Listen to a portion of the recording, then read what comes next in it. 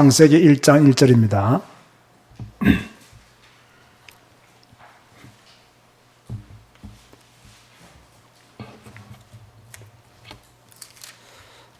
한 목소리로 합독합니다. 태초에 하나님이 천지를 창조하시니라. 자, 창세기 1장은요, 천지 창조입니다. 천지 창조. 다시 말해서 창조주 하나님에 대한 설명이 나와 있는 곳이 창세기 1장입니다. 자, 1장의 내용을 제가 조금 구분을 하면요, 여러분 번호로는 1입니다. 1, 내용 구분, 장 구분. 1장에 있는 내용을 제가 이렇게 몇 절에서 몇 절까지는 무슨 내용이다, 몇 절에서 몇 절까지는 무슨 내용이다. 자, 이걸 소개해 드리겠습니다. 1절에서 2절은요, 무에서 유를 창조하셨다. 그렇게 아시면 됩니다. 아무것도 없었는데 하나님이 새로운 것을 창조하셨다. 태초에 하나님이 천지를 창조하시니라. 무에서 유를 창조하셨다. 간혹 목사님들 중에서는 1장 1절에 2절에 놓는 허감과 공어 이것 때문에 뭔가가 있었던 것으로 설명하시는 분들도 있지만, 제가 오래전에 설명했죠. 그것은 잘못된 해석이다. 그러나 그렇게 주장하는 신학자들도 있다라고 여러분에게 말씀을 드렸죠. 3절에서 5절은요, 첫째 날 빛을 창조하셨다. 그렇게 말씀하고 있죠. 우리가 잘 아는 내용입니다. 3절에서 5절 천지 창조의 첫째 날로서 빛을 창조하셨고, 6절에서 8절은요, 둘째 날로서 궁창을 창조하셨다. 둘째 날 6절에서 8절 궁창을 창조하셨다. 9절에서 13절은요, 셋째 날로서 바다, 땅, 식물을 창조하셨다. 그렇게 창조에 대한 기사들이 나오고 있고요. 14절에 19절은 넷째 날 해, 달, 별을 창조하셨다. 해, 달, 별을 창조하셨다. 그리고 20절에서 23절은 다섯째 날로서 물고기와 새를 창조하셨다. 그리고 24절에서 31절까지는 여섯째 날로서 짐승과 사람을 창조하셨다. 자, 이렇게 해서 1장이 1절에서 31절까지 어떻게 나뉘어져 있는가를 여러분들에게 소개를 했습니다. 자, 1장의 내용을 2번 고찰하면요, 관찰을 딱 해보면 어떻게 되냐면요, 여러분 창세기는요, 크게 두 가지 주제로 나눌 수가 있습니다. 1절에서 25절까지는 다시 설명합니다. 1절에서 25절까지는 천지와 만물 창조에 관한 주 내용들이 1절에서 25절에 나와요. 그런가 하면 26절에서 31절은요, 사람 중심으로 사람을 지으신 그 하나님의 역사에 대한 기록들이 나와 있는데요. 자, 1장에서 제가 확인은 못 해봤습니다. 제가 어떤 책을 봤더니 하나님이라는 단어가 31번 나온다더라고요. 태초에 하나님이 천지를 창조하시니라. 여기서 하나님은요, 히브리어 원어에 보면 엘로힘이라고 했어요. 엘로힘. 이 엘로힘이라는 단어는요, 창조와 관계된 칭호입니다. 엘로힘은 창조와 관련된 칭호다. 하나님의 이름이 많잖아요. 여호와, 하나님 많잖아요. 그런데 엘로힘이라는 단어가 사용되어졌을 때는 창조와 결부된 그런 칭호라는 것도 여러분이 알아주시면 좋겠습니다. 한번 따라서 하세요. 엘로힘. 엘로힘. 태초에 하나님이 그 하나님이 엘로힘. 이 엘로힘은 천지를 창조하시니라. 창조와 관련된 칭호라는 것도 알아두시면 좋겠죠. 그런데 하나님의 창조 사역의 특징이 있습니다. 이 창조 사역의 어떤 특징이 있냐면, 첫째 날, 둘째 날, 셋째 날은 이런 그릇을 만들었다고 하면요, 이 배경이 되는 것을 창조하셨다면, 넷째 날, 다섯째 날, 여섯째 날은요, 요 배경 아래 내용물을 창조하셨다. 여러분 집에 가셔서 성경 읽어보시면 지금 저의 말이 다 이해가 될 겁니다. 첫째 날, 둘째 날, 셋째 날은 그릇을 만들었다면, 넷째 날, 다섯째 날, 여섯째 날은 이 그릇에 뭔가를 채우는 내용물들. 자, 보세요. 예를 든다면 넷째 날에 해, 달, 별, 또는 다섯째 날에 물고기와 새. 근데 셋째 날 보면요, 바다, 땅, 식물. 바다, 땅, 식물이 있으니까 바다가 있으니까 물고기를 만들어야 되겠죠. 이런 식으로 창조 사역이 이루어졌다는 것을 여러분들이 아시면 됩니다. 그런데 천지 만물 마지막에 누구를 지었었습니까? 사람을 지었었죠. 인간을 창조하셨습니다. 자, 그러면 왜 인간부터 안 만들고 인간을 제일 마지막에 만들었을까요? 곰곰이 한번 생각해 보세요. 금방 답이 나와야 됩니다. 아무것도 없는데 인간부터 만들어 놓으면 삭막하잖아요. 그러니까 인간이 살 수 있는 모든 환경을 다 만들어 놓고 마지막에 인간을 창조하셨다. 인간이 기거하기에 필요한 모든 환경을 만들어 놓고 하나님은 인간을 창조하셨다. 또 다른 말로 하면요. 자, 모든 천지 만물을 다 창조하셨잖아요. 이 천지 만물을 창조한 후에 그 천지 만물의 인간을 충만하게 만들기 위해서 제일 마지막에 인간을 창조하셨다라고 그렇게 해석을 할 수 있습니다. 자, 이사야 45장 18절 한번 찾아보세요. 이사야 45장 18절에 보면 이런 말씀이 나옵니다. 창세기를 잘 공부해 보면요, 아주 재밌습니다. 물론 공부하기 싫어하시는 분들은 재미가 없겠죠. 믿으십시오, 할렐루야 하면 하면 막 벌떼같이 미친 듯이 아멘 하는 사람들은요, 이런 성경 공부를 별로 안 좋아할 수 있어요. 그러나 우리가 성경을 차근히 배울 때는 굉장히 우리에게 양식이 되죠. 이사야 45장 18절 말씀에 보면 이렇게 말씀하고 있죠. 대저 여호와께서 이같이 말씀하시되 하늘을 창조하시니 그는 하나님이시니 엘로힘이시니 그가 땅을 지으시고 그것을 만드셨으며 그것을 견고하게 하시되 혼돈에서 창조하지 아니하시고 사람이 거주하게 그것을 지으셨으니 사람이 거주하도록 하나님은 천지 창조를 먼저 하셨다라고. 나는 여호와라 나 외에 다른 이가 없느니라. 그렇게 말씀하고 있죠. 그러니까 하나님의 창조 사역의 특징은 인간을 위한 모든 환경을 먼저 만들어 놓고 그 인간이 거기에 기거하기에 부족함이 없도록 축복을 주었다는 거예요. 그리고 그 하나님이 창조하신 우주 만물에 인간이 충만하도록 그렇게 하나님은 모든 것을 다 만들어 주셨다는 이야기죠. 자, 그런가 하면 괄호 세 번째, 사람 창조의 특징이 있습니다. 어떤 특징이 있냐면 하나님의 형상대로 지었다는 겁니다. 하나님의 형상대로. 1장 27절 말씀이죠. 하나님이 자기 형상 곧 하나님의 형상대로 사람을 창조하시되 남자와 여자를 창조하시고.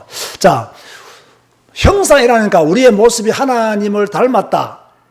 또 인간의 모습이 하나님과 비슷하다. 이런 의미를 가지고 계시는 분들이 많이 있습니다만은, 물론 그것도 포함됩니다만은, 여기서 하나님의 형상대로 지음을 받았다는 말의 핵심은 무엇이냐면요, 하나님과 교제하도록 만드셨다는 거예요.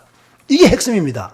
아시겠습니까? 하나님의 형상대로 창조하셨다는 말의 핵심은 어떤 모양적인 측면만 강조할 것이 아니라 하나님과 교제하도록, 하나님과 대화하도록, 하나님과 함께 살도록 그렇게 하나님은 인간을 만드셨다는 거예요.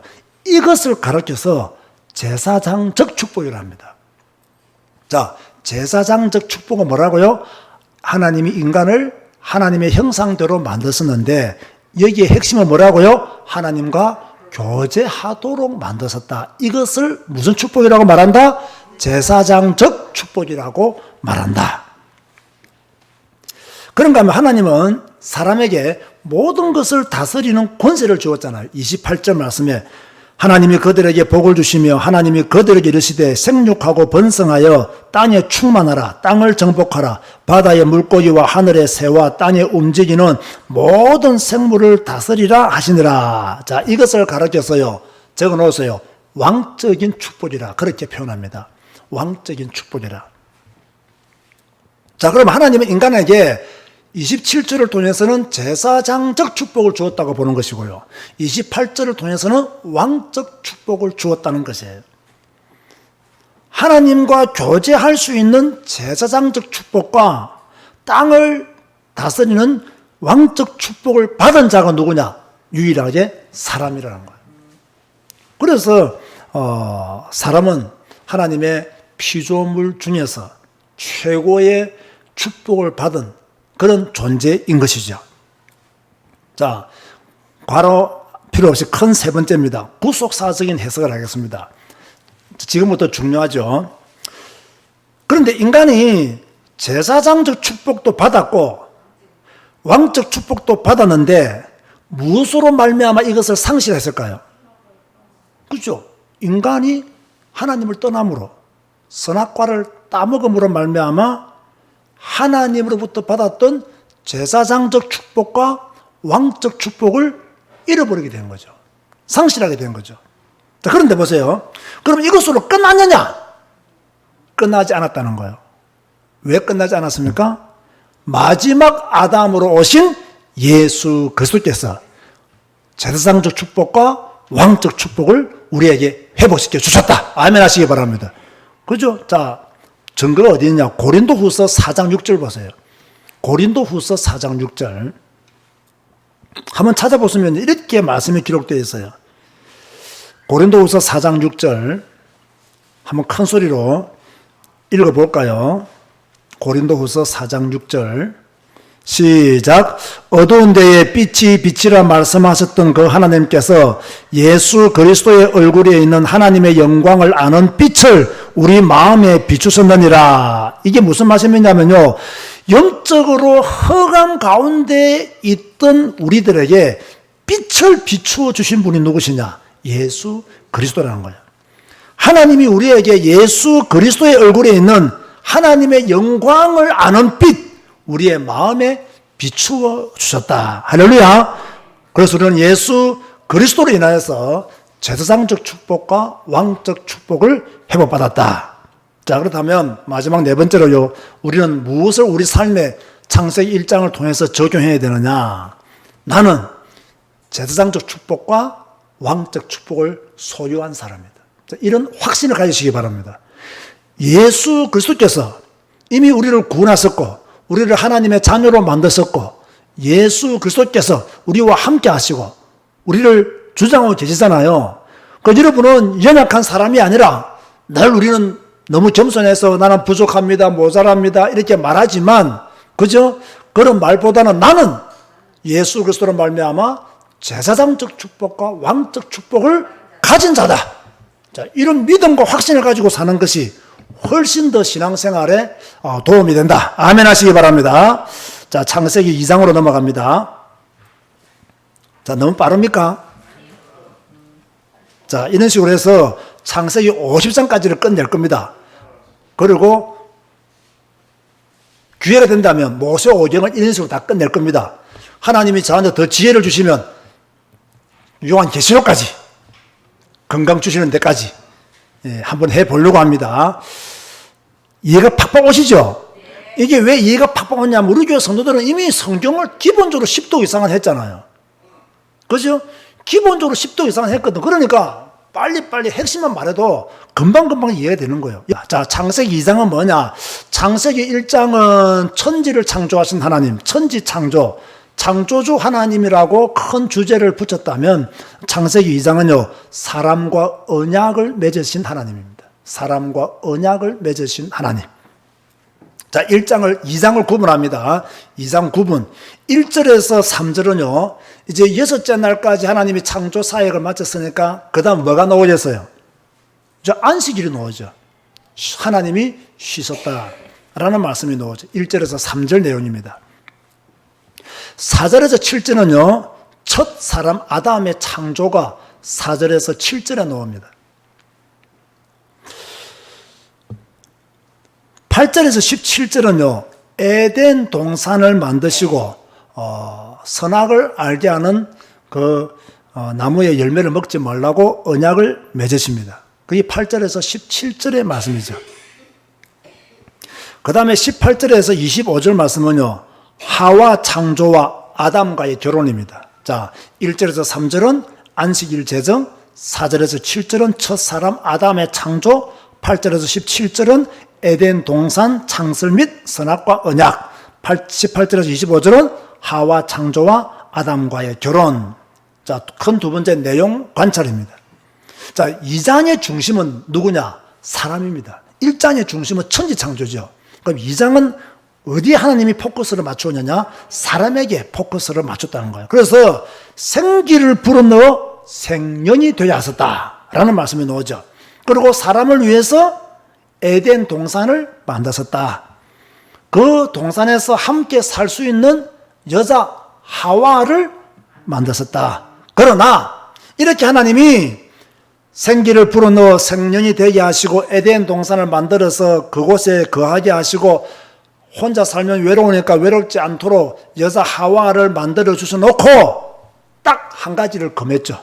그게 바로 17절이죠. 그죠? 선악을 알게 하는 나무의 열매는 먹지 말라. 너가 먹는 날에는 반드시 죽으리라 하시니라. 그런데 안타깝게도 아담이 이 언약을 어겼습니까? 어기지 않았습니까? 어겼죠. 여러분 잘 들으세요. 하나님과 우리의 관계는 언약적 관계입니다. 굉장히 중요한 말입니다. 하나님과 우리의 관계는 언약의 관계이다. 아멘 하시기 바랍니다. 이 말의 중요성을 여러분이 잘 모르시는 것 같아요. 하나님과 우리의 관계는 언약의 관계예요. 다른 말로 표현하면요, 믿음의 관계예요. 언약의 관계, 즉 믿음의 관계다. 그러므로 우리에게 믿음이 없으면 하나님과 우리의 관계도 성립되지가 않는 것입니다. 그래서 인간에게 끊임없이 요구되는 것이 뭐냐? 믿음이라는 거예요. 그 믿음을 통해서 하나님과의 언약이 계속 지속될 수 있도록 하나님이 그렇게 만들어 놓으신 거예요. 자, 1장에서 하나님은 아담에게 만물을 다스리는 권세를 주었다라고 이미 제가 설명을 드렸죠. 자, 그럼 여러분 보세요. 이 나라가 성립되기 위해서는, 나라가 만들어지기 위해서는 세 가지 있어야 됩니다. 제가 전에 한번 말씀드렸는데요. 왕이 있어야 되고요. 백성이 있어야 되고요. 법이 있어야 됩니다. 왕, 백성, 법. 이 세 가지가 있어야 나라가 구성이 돼요. 우리나라도 대통령이 있고 국민이 있고 헌법이 있잖아요. 이걸 통해서 나라가 통치되어지는 거예요. 그런데 하나님이 선악을 알게 하는 나무의 열매는 먹지 마라. 이게 뭐겠습니까? 법입니다. 법. 그건 법이에요. 이 법을 깨면 어떻게 되느냐? 하나님의 통치를 받지 않겠다는 거예요. 내가 이 법을 깨는 순간 나는 하나님의 통치를 받지 않겠습니다. 나는 하나님을 거부합니다. 이렇게 하니까 하나님이 법적으로 어떻게 합니까? 먹는 날에는 반드시 죽으리라는 거예요. 그 사람은요, 자신의 행동에 책임을 져야 돼요. 선악과는 하나님과 아담의 사랑의 언약이었다. 그런데 이 사랑의 언약을 아담이 그 말씀을 어김으로 하나님과 이혼 관계가 되었다는 거예요. 이런 우리가 예레미야서를 보면요, 이스라엘 백성과 하나님의 관계를 결혼 관계로 설명했음을 여러분 기억하죠? 그런데 이 결혼 관계를 파기한 사람이 누구냐? 이스라엘 백성들이죠. 우상을 섬기고 하나님을 떠나고 죄 가운데 빠짐으로 하나님과의 결혼 관계를 깨었대. 왜? 하나님과 이스라엘 백성들, 하나님과 우리의 관계는 무슨 관계다? 언약의 관계라는 거예요. 그래서 이 언약의 관계가 계속 유지되기 위해서는 우리가 무엇을 지켜야 된다? 법을 지켜야 된다는 거예요. 그렇죠? 우리가 헌법을 지키지 않으면 감옥 가잖아요. 그와 똑같은 원리로 이해하시면 됩니다. 자, 이런 가운데 우리가 2장을 구속사적인 관점에서 본다면요, 첫 번째, 하나님은 이스라엘과의 관계를 결혼 관계로 말씀하셨다. 나중에 시간 되시면 찾아보세요. 예레미야 31장 32절. 예레미야 31장 32절 보면요, 하나님은 이스라엘과의 관계를 결혼 관계로 말씀하셨다. 그런데 이 결혼 관계를 깬 사람은 누구냐? 바로 이스라엘 백성들이다. 그러면 왜 깨었느냐? 왜 깼느냐? 세상을 사랑했어. 간단하게 말하면 세상을 사랑했어. 하나님보다 세상을 더 사랑했기 때문에 이스라엘 백성들이 하나님과의 결혼 관계를 깬 거예요. 고린도후서 11장 2절 3절을 한번 찾아봅시다. 고린도후서 11장 2절과 3절을 한번 찾아보세요.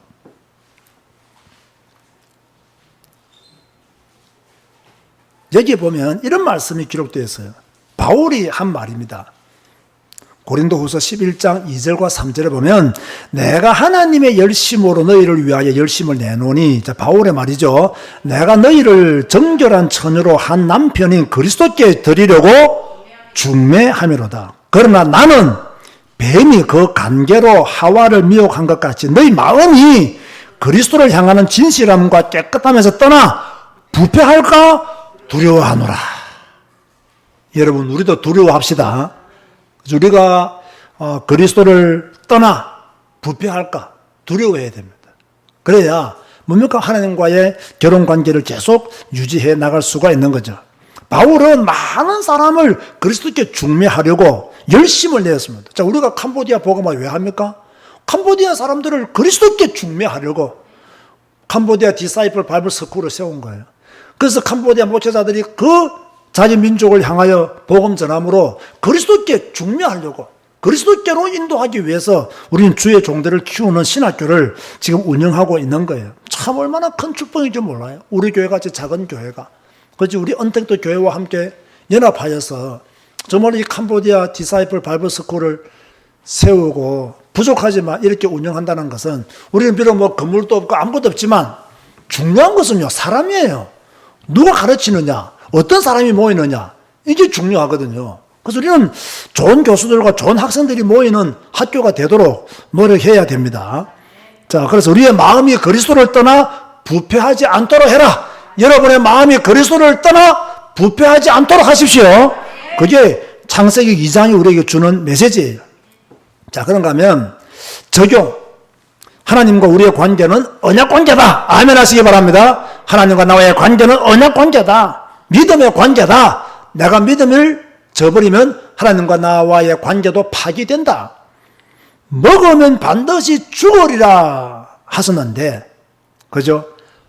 너무나 놀라운 것은 죽었는데 제가 구속사적인 관점에서 해석한다 그랬죠. 그죠?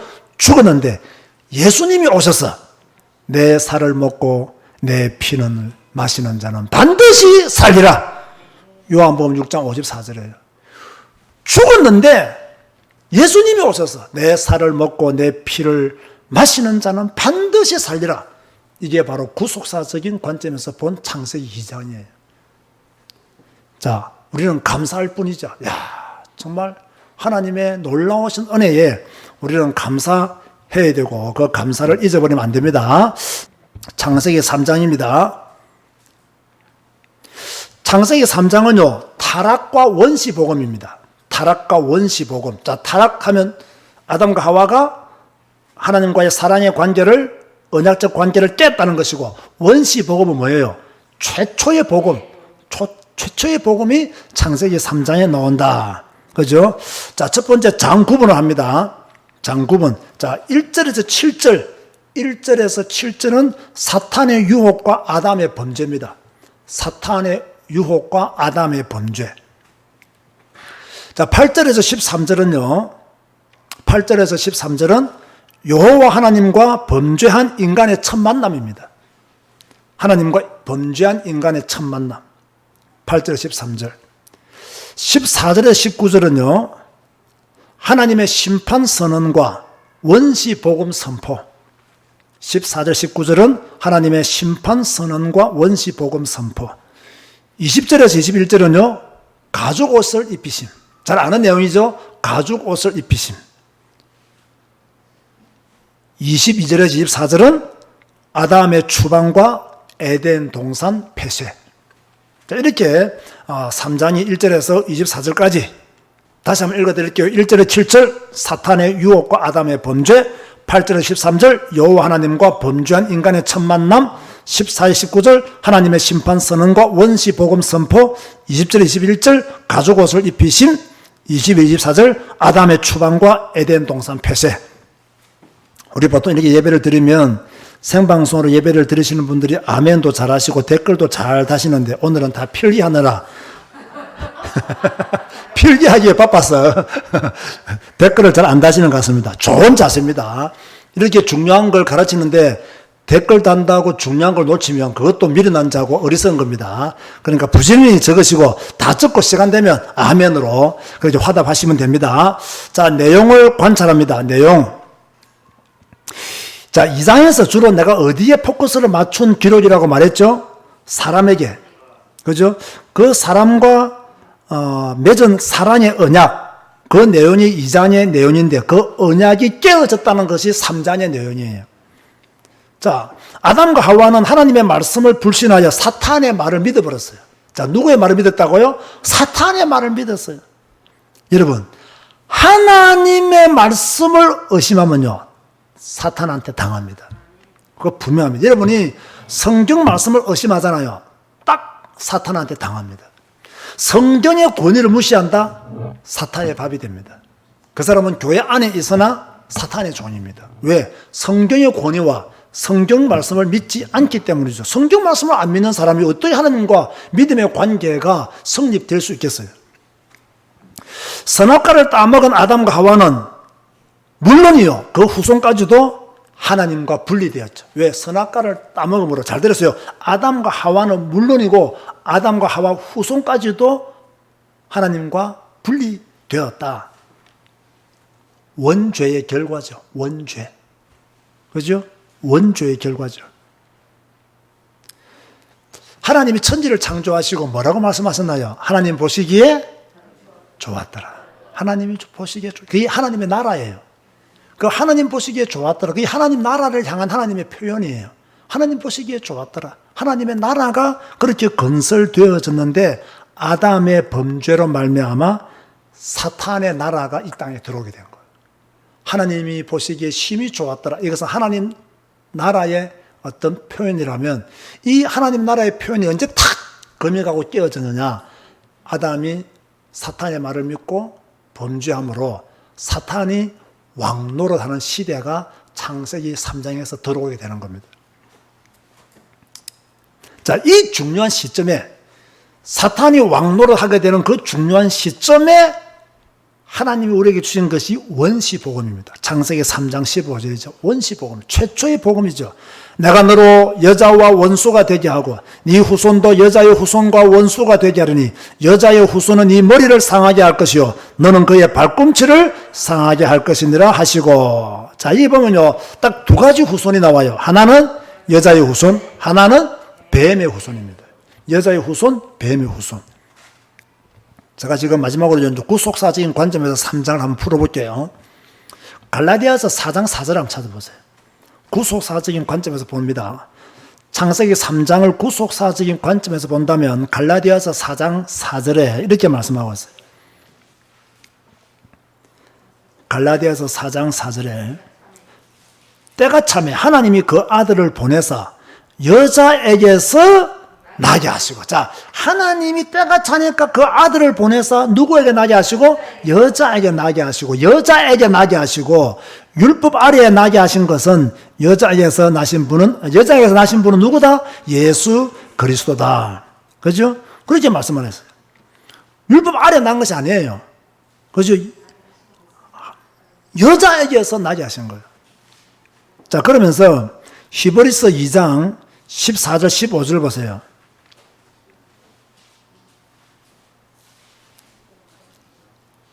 히브리서 2장 14절에서 15절.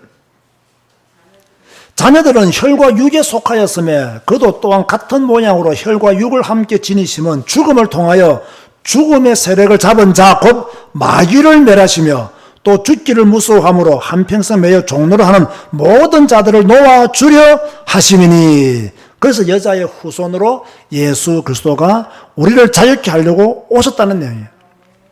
여러분 보세요. 사탄은 여자의 후손이신 예수 그리스도로 인하여 멸망당할 것입니다. 그렇죠? 분명히 그렇습니다.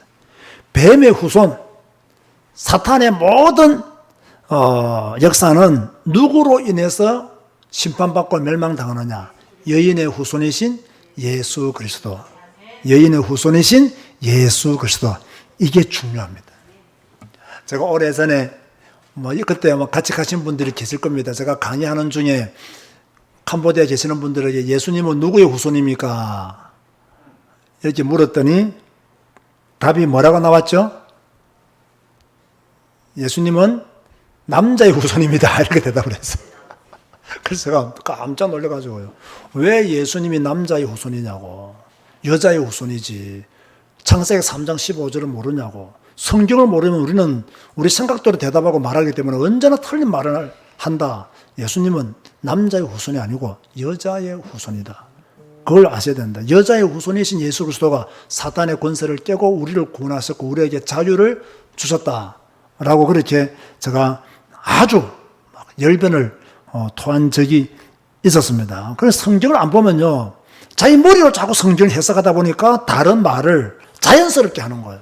자연스럽게. 자, 하나님과 분리되었던 인간은 여자의 후손으로 말미암아 다시 회복된다. 그게 창세기 3장 15절의 핵심이에요. 그죠? 생각해보세요. 원죄에 가한데 완전히 죽었던 우리예요. 죽을 뻔한 우리가 아니라니까요. 허물과 죄로 완전히 죽었던 우리를 뭡니까? 여자의 후손이신 예수 그리스도를 통해서 제가 다시 2장으로 넘어가면 1장으로 넘어가면 왕적 축복과 제사장적 축복을 회복시켜 주다는 거예요.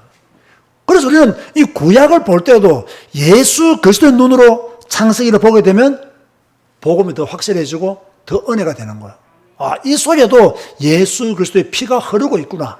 보혈의 피가 흐르고 있구나. 그래서 제가 오래전에 한번 강의했죠. 성경을 짜고 쭉 짜면 마지막에 뭐가 떨어진다? 예수 그리스도의 보혈의 피가 뚝 떨어진다. 그래서 우리는 성경을 볼 때 이런 구속사적인 관점에서 성경을 볼 줄 알아야 된다. 네 번째 적용입니다. 그러면 하나님이 아담과 하와를 위해서 가죽 옷을 입혀주신 것은 누구를 예표하는 것이다? 예수 그리스도를 예표하는 것이다. 고로 우리는 의의 옷을 입은 자로서 다시는 사탄의 종노를 하지 않도록 조금이라도 노력한다고 뭐 됩니까? 라고 말하면 할 말이 없지만 그래도 노력 안 하는 것보다는, 그죠?